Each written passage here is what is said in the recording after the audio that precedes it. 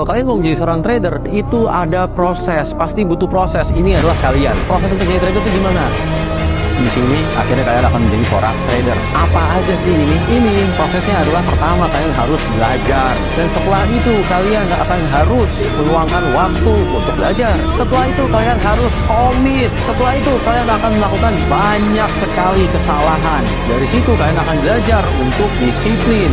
Karena dari inilah semua akan membuahkan yang namanya pengalaman. Saat pengalaman-pengalaman yang kalian dapatkan, itulah yang akhirnya akan membentuk mental bagi kalian semua. Mental ini akhirnya akan membentuk menjadikan kalian seorang trader, kan bukan metode.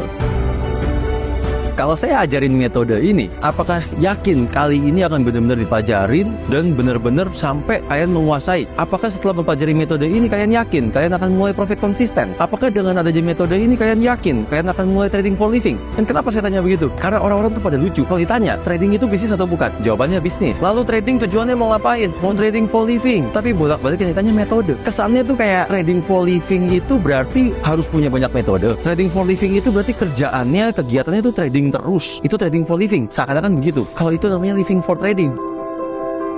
Kalau orang profitnya dikit maunya diambil, itu sebenarnya bukan greedy, tapi itu sebenarnya takut profitnya hilang. Yang sama orang kalau yang SL-nya digeser-geser, lalu bahkan nggak pakai stop loss, orang kan suka bilang itu nggak disiplin. Tapi yang sebenarnya bikin nggak disiplin adalah sama takut loss. Rasa takut dan rasa greedy ini nih, kalau menurut Excel munculnya itu karena apa? Kalau menurut saya emosi sih, Mbak. Emosinya itu kalau lagi trading bisa sampai meluap-luap. Karena apa? Modal yang terbatas. Dan kalau orang pakai modalnya kecil, itu loss sedikit aja berasanya gede. Contoh simpelnya gini, modal $1.000, kalau kita profit 100, orang bilangnya kan, aduh profitnya cuma 100, nggak cukup buat hidup sehari-hari. Tapi kalau modal 1.000, sekali loss 100, gede apa kecil? Ya, gede sih. Gede kan? Langsung berasa kan? Terus orang lotnya dibesarin kan? Saat lotnya dibesarin, emosinya lebih nggak stabil nggak? Ya, lebih nggak stabil. Ya kan lebih dominan lagi kan? Karena sekali loss, lebih berasa. Jadi ini tuh sama kayak orang kalau gajian lah. Orang baru gajian itu kan, laguannya udah kayak sultan enggak?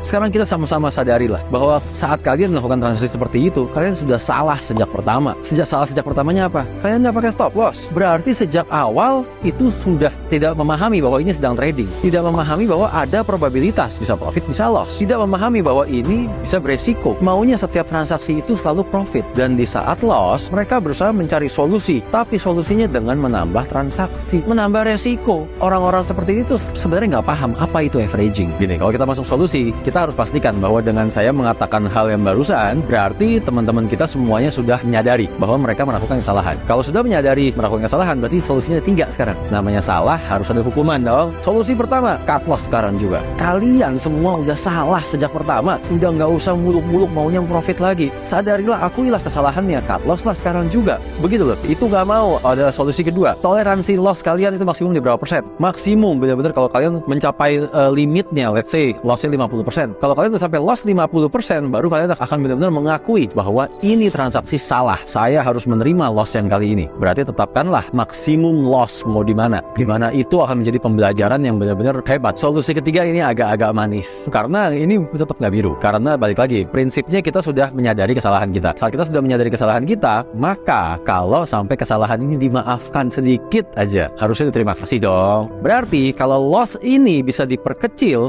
harusnya udah berterima kasih dong. Pastinya sih gitu. Mestinya. Kalau kayak gitu sekarang, averaging pertama, kedua, ketiga, keempat, kelima kan semua ini nggak ada alasan nih. Hanya karena harganya lebih bagus, harganya lebih murah. Sekarang kalian punya kesempatan untuk 1 kali averaging lagi. Tapi kali ini averaging yang benar-benar direncanakan. Benar-benar kali ini dianalisa, direncanakan, cari di mana adanya turning point, di mana akan terjadi reversal. Tunggu konfirmasinya. Bisa pakai candle, bisa pakai apapun lah. Kan metode yang digunakan, mau itu pakai chart pattern ke, mau itu candlestick pattern, terserah. Tapi yang penting cari turning pointnya di mana sudah menandakan akan terjadi reversal. Begitu konfirmasinya terjadi, disitulah averaging untuk terakhir kalinya. Saat dibilang itu averaging terakhir kalinya, ingat ya, ini averaging. Yang berarti 6 harga ini hitung average-nya berapa, baru cari sekarang exit-nya. Exit ini mau nggak mau sekarang nyari entry dulu, bukan nyari exit dulu ya. Baru exit, di mana kita bisa exit yang berdasarkan analisa kita itu udah maksimal. Udah nggak usah muluk-muluk, nggak usah neko-neko. Bisa nggak ya sampai profit saat harga mencapai itu? Bener-bener itu harus TP, selesai transaksinya, tutup semuanya, dan loss-nya hanya bisa diperkecil. Jadi mentor saya ini kan waktu itu lagi iseng mau nyoba bisnis beras organik. Jadi saya dikasih analogi tentang beras. Bayangin kalau misalkan beli beras, dapat beras yang jelek. Saat beras yang jelek ini kan susah dijual ya. Pasti mau nggak mau harus jual rugi sebenarnya. Ya, tapi kan kalau di trading seolah-olah saya tungguin sampai ada yang mau beli di harga untung. Plottingnya untuk balik beras ya kan.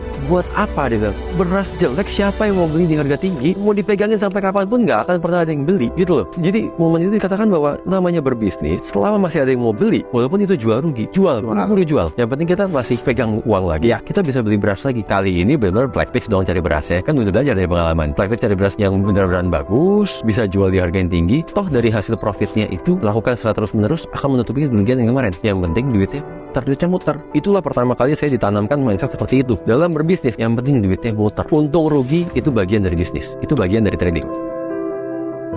Mentor itu profit, tapi semua trading ini nggak pakai stop loss, nggak menggunakan manajemen. Yang saya berani bilang, kemungkinan besar mentor tersebut adalah full time trader, ya kan? Sementara Excel baru mau belajar, mungkin nggak langsung menjadi full time trader?